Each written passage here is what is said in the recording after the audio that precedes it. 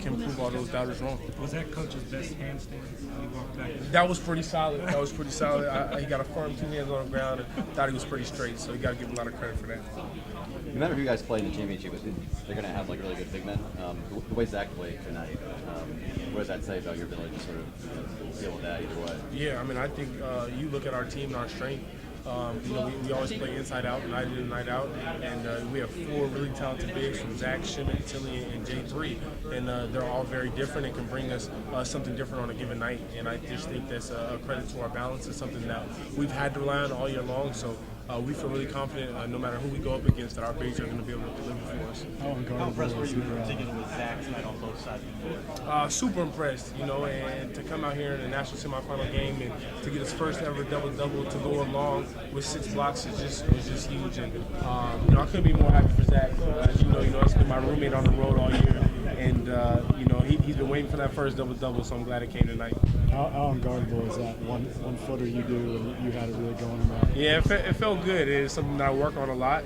Something that I feel very confident in, that I can go and get my shot whenever I need it. So just glad it was going in tonight.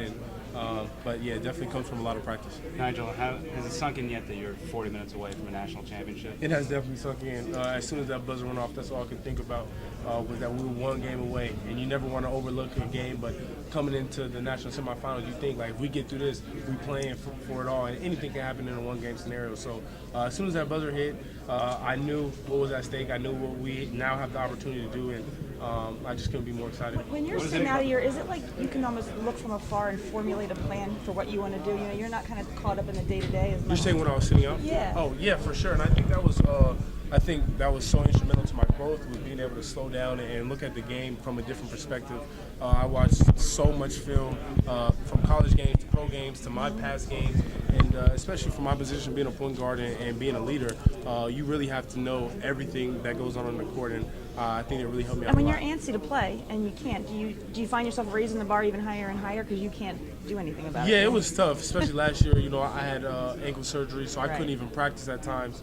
And so it was just all really difficult for me last year to watch my team play in the Sweet 16 and come up short, knowing that I feel like if I was out there, I could have made some sort of impact and maybe would have helped us. And to be here now playing the national championship game is just nothing but a blessing from God. That's when you guys talked about setting this up, though. I mean, you guys were sitting out, right? Yeah, for sure. Yeah, especially for me, J3 and Jeremy, who were here last year and sat out.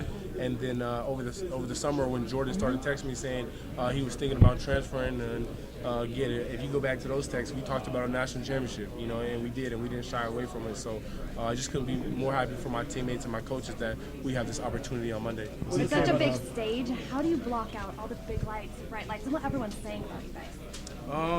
Again, when you do your homework and you're prepared, there's nothing really to be nervous about. And I just feel like, that's what we've done all year. We bought into the process, and we haven't really, got caught up in the noise, even when we were ranked #1. And everyone kept asking about this pressure that we feel of going undefeated, and we honestly didn't feel that pressure. So I just think the way, we went about ourselves all year long has prepared us for this moment. And I think that's why you see the outcomes that have when they come made so their far. when they made their run and went up 2, what were you thinking at that point? Again, just stay poised. There's going to be more possessions. The game wasn't over. Stay together. Just look at coach. What's the next plan? What's the next play? And just try to go execute the best we could. Did you say anything to your teammates at that point? Yeah, again, we were in constant communication all night in huddles, whether it be dead balls or in timeouts. Like, look, we just got to stay together. We got to keep fighting.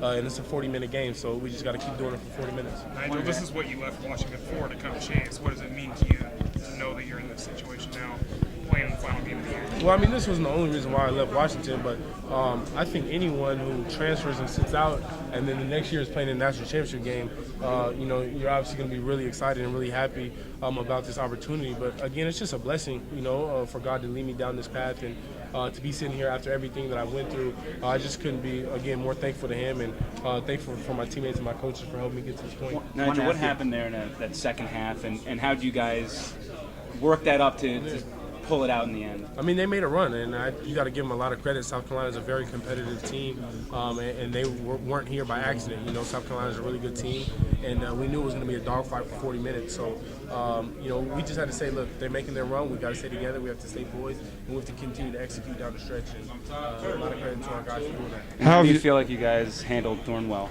I thought we did, a really good job like we have all year long on opposing teams, best player. And but again, defense is a team effort and it's a competitive thing. You have to be dialed in and you have to want to be willing to get those stops. And credit to all of us who stepped up to that challenge. How do you think your previous tournament games help you withstand the rally? Again, I mean, playing in March, you play so many tough games and close games.